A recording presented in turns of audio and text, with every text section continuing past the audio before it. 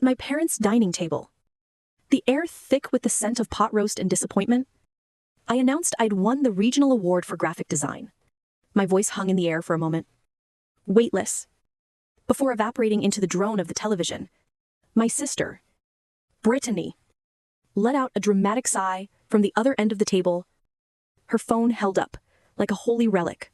My engagement is just times low this week. Instantly, my mother was at her side, her brow furrowed with concern. My father, David, nodded in sympathy from his armchair, his eyes glued to the game, but his attention captured by the siren call of Brittany's latest crisis. I was a ghost at my own celebration dinner. They didn't see me. They saw through me. For them, my success was silent. But my sister's manufactured failure was a 5-alarm fire. Have you ever felt completely invisible to the people who are supposed to see you the most? Later that night, I didn't shout or cry. The anger I should have felt had long ago cooled into a kind of quiet resolve. While they slept, I moved through the house with surgical precision, packing my car with a few things that truly belonged to me: a box of books, my design portfolio, the worn-out sweater I loved. The rest was just set dressing for a life I was no longer willing to live. I left a simple text message on the family group chat. I'm moving to Austin. I'll be in touch when I'm settled. I pressed send, watched the 3 little dots appear, and then vanish. No response. I got into my car and drove south, the dreary gray of my Pennsylvania hometown shrinking in the rearview mirror until it was just a smudge against the horizon. The action wasn't angry. It was a careful, necessary amputation. As the miles unspooled before me, so did the memories. A montage of all the times I had been background noise. My high school graduation, overshadowed by Brittany's dramatic breakup that very morning. My 21st birthday, where Mom and Dad spent the entire dinner helping Brittany pick out new headshots for her influencer profile. Every small victory, every milestone, was a candle, snuffed out by the wind of my sister's needs. The highway stretched before me, a ribbon of asphalt leading me away from a lifetime of being overlooked. Each mile marker was a quiet confirmation, a validation of this escape. I wasn't running away from my family. I was running toward myself. The Texas sun felt different. It didn't just illuminate, it seemed to burn away the oppressive gray of my past. Austin was a city painted in vibrant colors, a stark contrast to the muted tones of my childhood. Here, I wasn't a ghost. I was the founder of Clarity Collective, a graphic design agency I had built from nothing. The memory of my family's dining room table felt like a scene from someone else's life as I stood before the board of a major tech startup, my own conference table, gleaming under the recessed lighting. The problem with your current branding isn't the logo, I said, clicking to the next slide. It's the story. It's disconnected. Our proposal focuses on creating an emotional pathway for the user. From the first click to the final purchase, I walked them through the mock-ups, my voice confident and clear. I saw the moment they were sold, not with a dramatic gasp, but with a series of slow, impressed nods. They saw my competence. They saw the value I brought. They saw times me asterisk. That evening, I didn't celebrate alone. My boyfriend, Kevin, an architect with a kind smile and a mind as sharp as his blueprints, met me at a downtown restaurant. He listened, truly listened, as I recounted the details of the presentation, his eyes lighting up with genuine pride. Evelyn, that's brilliant. You didn't just sell them a design, you sold them a vision. Later, I met my mentor, Melissa, a powerhouse who turned a single food truck into a restaurant empire. She raised her glass. To Evelyn, she said, her voice warm, who reminds us all that the best things are built with courage and clarity. This was my found family, a support system that wasn't built on obligation or shared blood, but on mutual respect and reciprocal encouragement. They celebrated my wins as if they were their own. There were no sirens, no manufactured dramas, just the easy, comfortable joy of being seen. That night, Back in my creative loft, overlooking the city skyline, I felt a deep, earned peace. Every piece of furniture, every book on the shelves, was a testament to the life I had built for myself. Far from the shadows that had tried to define me, this life was mine. I had fought for it. The peace lasted for 3 years. It was shattered not by a storm, but by a single, glowing article. My cousin, Maya, a talented photojournalist, had been working on a 30 under 30 feature for Times Austin Innovator magazine *. She asked if she could profile me and Clarity Collective. I agreed, proud to share my story. The piece was beautiful, capturing the spirit of my work and the life I'd built. It praised my business acumen, my creative vision, my resilience. Then, it went viral. Not just in Austin, but back in Pennsylvania. It was shared across my hometown's community pages, passed between old neighbors and distant relatives, like a piece of shocking gossip. And then, the silence from my family broke. It wasn't an angry call or a resentful text. It was something far more insidious, a flood of syrupy sweet communication, as if the last 3 years of near total silence had never happened. The first text was from my mother. *Evelyn. Honey, I just saw the article. Your father and I are just bursting with pride. We always knew you had it in you. *. I stared at the message, a cold knot tightening in my stomach. I replied with a simple, "Thank you." An hour later, my father called. The first time in over a year. "Just wanted to hear your voice." "Quito," he said, his tone thick with a warmth I didn't recognize. "Sounds like you're really making a name for yourself down there." I kept the conversation short, polite but distant.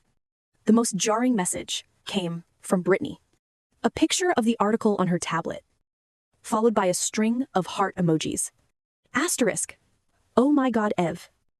This is amazing. So proud of you. Your loft looks gorgeous, by the way. *. I didn't reply immediately. I knew this wasn't about pride. It was about discovery. They hadn't discovered my worth. They had discovered my assets. Each message was a probe, a gentle tap against the walls I had so carefully constructed. I held my ground, offering nothing more than polite, sterile responses. The escalation I was bracing for finally came late on a Tuesday night. A text from my mother. "We've missed you so much. We couldn't stand it another day. We booked flights. We land in Austin tomorrow." *. The words glowed on my screen. A friendly, smiling threat. The ambush was set. They arrived at my loft the next day, their arms full of feigned warmth and cheap airport souvenirs. Jennifer, my mother, squeezed me in a hug that felt more like an appraisal, her eyes scanning my home over my shoulder. "Oh, Evelyn, this place is something," she said, her praise barely masking her judgment. Brittany swept past me, her eyes wide as she took in the open concept space. The floor-to-ceiling windows, the curated art on the walls. She ran a hand over the leather of my sofa. Wow, this must have cost a fortune. My father, David, was as passive as ever, finding a football game on my television within minutes and sinking into my armchair as if he owned it. The performance began immediately. They peppered me with questions that sounded like compliments but were really financial inquiries. "This is a great neighborhood. Are property taxes high here?" my mother asked while examining a framed print. "How many employees do you have at your agency now?" Brittany chimed in, her tone deceptively casual. "Do you get to keep most of the client fees? Or does a lot go to overhead?" I moved through their interrogation with a calm they weren't prepared for. I offered them tea. I answered their questions with vague, pleasant, non-answers. This was a version of me they had never met polite. But impenetrable. They were used to the girl who would bend and break to keep the peace. They were not ready for the woman who had built her own. The tension in the room thickened with every deflected question. Finally, my mother set her teacup down with a soft clink, the sound signaling the end of the first act. She exchanged a look with Brittany. With a practiced sigh and eyes that welled up on cue, the real reason for their visit spilled out. Brittany's latest venture, a high-end wellness spa for aspiring influencers, had failed. Spectacularly, she had poured all of her savings, and a significant amount of theirs, into it. The story was a masterpiece of curated victimhood, unforeseen market shifts, a predatory landlord, the stress of it all. And then, the performance ended, and the demand was made. Brittany looked at me, her face a mask of desperate hope. The business had left her with a crippling debt. They needed $75,000. My mother reached across the table and took my hand. "Evelyn, honey," she said, her voice dropping into a conspiratorial whisper. "You have to help her. Liquidate whatever you need to. You're the only one who can." My hand felt cold in my mother's grasp. I didn't pull away. I just sat there, looking at the three of them. My mother, the director, my sister, the star, my father, the silent audience. The $75,000 figure hung in the air, audacious and obscene. I said nothing. My silence was a language they didn't understand. They expected tears, or immediate capitulation, or, at the very least, a flurry of questions. They didn't expect this stillness. "Evelyn," my mother prompted, her grip tightening slightly. "Did you hear us?"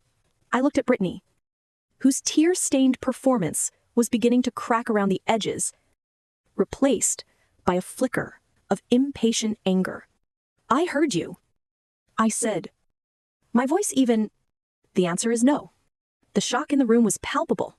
It was as if I'd slapped them. Before they could recover, my father spoke, his eyes finally leaving the television screen. "It's not that simple, Evelyn." And that's when the real blackmail began. My mother let go of my hand and leaned back, a new, harder expression on her face. "We didn't just give Brittany the startup money," she said, her voice cold. "We co-signed her business loan. We put the house up as collateral."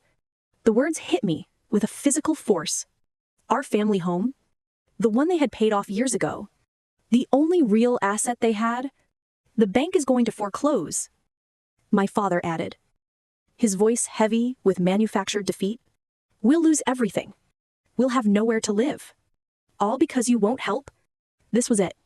The ultimate weapon, forcing me to choose between the future I had built and the past they were about to lose. The weight of it was suffocating as I struggled to breathe. Brittany, seeing her opening, unleashed her final accusation. "I can't believe you," she spat, her voice dripping with scorn. "I can't believe you've become so obsessed with money and success that you let your own family become homeless." That was the trigger. Her words didn't hurt me. They clarified everything. A switch flipped inside me, and the years of quiet pain resolved into a single point of ice-cold clarity. I looked directly at my sister, then at my parents, and I held their gaze. "Obsessed with money," I repeated, my voice quiet but cutting. "I learned to value money because it's the only language you, Mom, and Dad have ever used to measure a person's worth. My success is the only reason you're sitting on my couch right now. You're not angry at me. You're looking in a mirror at everything you value." Their stunned silence was my opening. I didn't raise my voice. I didn't need to.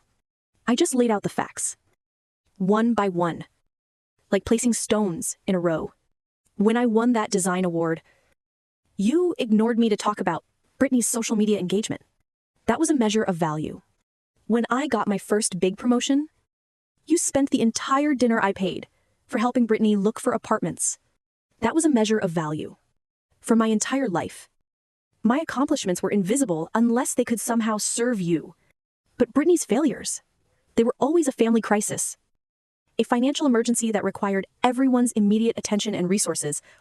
I looked at my mother. "You haven't called me on my birthday in 3 years, but you saw an article about my success. And suddenly, you booked a flight." My gaze shifted to my father. "You haven't asked me a single question about my life since you walked in this door. You just found the game on my TV." Finally, I looked at Brittany.